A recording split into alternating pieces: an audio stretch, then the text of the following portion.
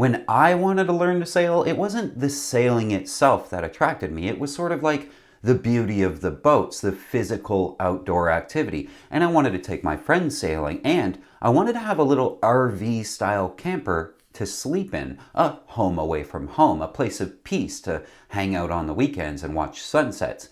But sailing seemed so hard to figure out. It's so complicated. Where do you even start?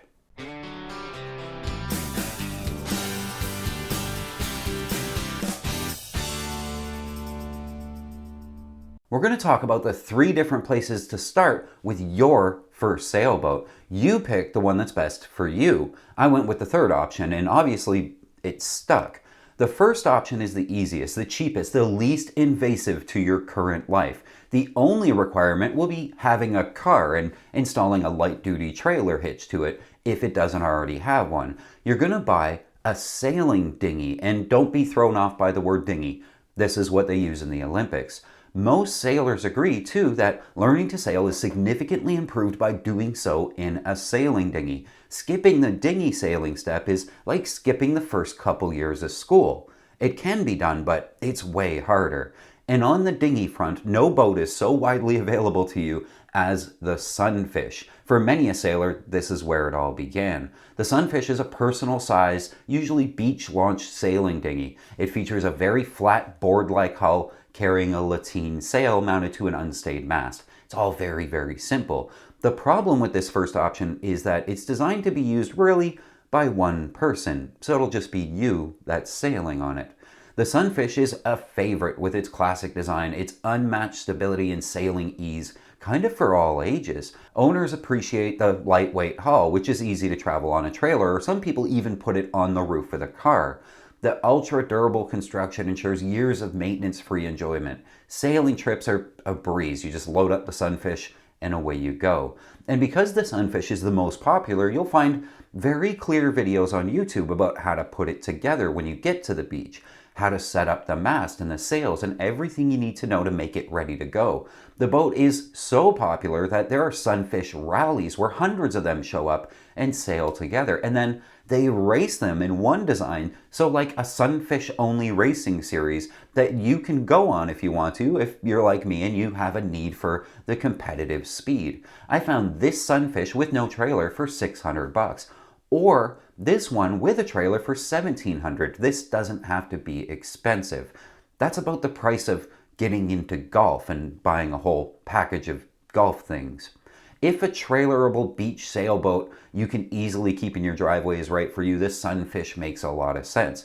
But there are other boats like this too. The Sunfish is just the most popular. Second up would be the Laser. The Laser is a slightly faster sailing dinghy that tends to be favored by the racing community a bit more than the Sunfish. Then there are 420s that are very fast, or the Sea Scow, and many others, which brings me to the second option.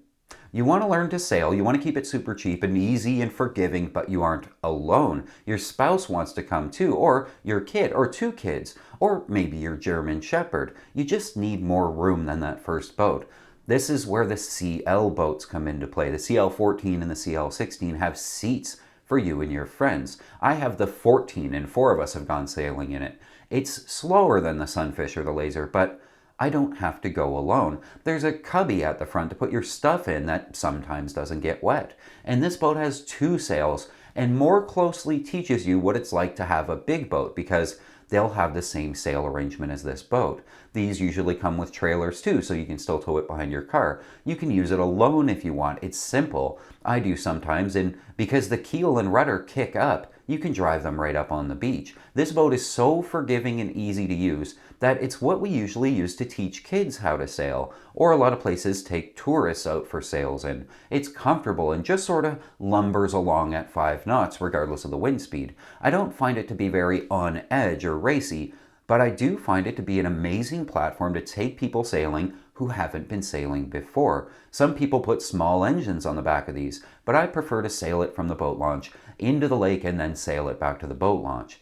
The CL14 and 16 are widely available, and you'll see these all over the place with other Wayfarer style boats on Craigslist. I got mine with a trailer for $600, and they're basically indestructible. It's all plastic and it lasts a very long time. This is a boat where no one really cares what year it is because they're all the same and they never really age much. They're like buying a skateboard. You don't really bother what year the skateboard is. The only question you have is, does it work? And the CL is very easy to keep working. Parts are cheap and easy to find. Which brings me to option 3. This is what I did. I really wanted to be able to sleep on my boat. But this is going to be the biggest investment, the biggest change to your life, but also the biggest boat. Those of us sailors who skipped sailing dinghies usually start at the 22-foot day sailor, and king of those is the Catalina 22. These sometimes do come with trailers, but you'll need a little bit bigger car to tow them, and more often than not, you'll opt to keep them in a marina, paying monthly or seasonally for a slip. Like I said, the biggest investment, but if you're the kind of person that goes all in on a new hobby the way I do, this is the way. The Catalina 22 is an awesome boat. Practical Sailor has a whole article on this thing that I'll link in the description for you, but what you need to know is this. They are readily available for sale everywhere. I found this one for $5,000 and it's everything it should be. Room to seat a bunch of your friends and family, an engine on the back, and lots of room inside to nest yourself on the weekend. The seller says, spent most of its life in Illinois, so fresh water, limited use. Includes a spare spinnaker, a pop-up tent option, parts for an autopilot that he's never used, a depth sounder, VHF radio, cabin has 2 fans and a light. The boat running lights work. There's a porta potty and a sink and 2 batteries. 4 life jackets, throw cushions, good running, easy to start 4-stroke Honda outboard, 5 horsepower, which is plenty. This boat really is that simple. It's like buying a teenager their first car. Sure, a Corvette would be nice, but you buy them a bog standard automatic transmission Toyota Corolla because it's simple. And that's what this boat is. Simple, it's easy to use, it's easy to own. They made over 10,000 of these. So it's easy to find help when you break it, and every other sailboat owner will have owned one of these or at least know somebody who has and know how to fix whatever's wrong. Sails are cheap and easy to find. The smallest of used engines will make it run, and the smallest slip at the marina will be big enough for you, so it won't be too expensive. The Catalina 22 also does something else very well, something very special to most of us sailors. It gets you ready. There is a disease. We call it 2-footitis. It's our incessant desire for a little bit bigger boat. We start with the 22 and of course then we want a 26. When we finally get it, we want a 30 and then a 36 and then a 40. The Catalina 22 is the first step on that ladder, and because it's rigged and sailed exactly the same way as the big sisters, it teaches you in a very simple way how to operate those bigger boats. It's the safe way to learn how to go sailing, and it's not all that expensive. The forgiving way to figure it all out. It's the boat that you'll remember with the most nostalgia, the one that you'll regret selling the most, the one you'll be so glad you bought because it taught you everything you needed to know as you look back on it. What first sailboat would you recommend for someone new to sailing? Put it in the comments below. We should talk about this and help more people get into this amazing sport of ours.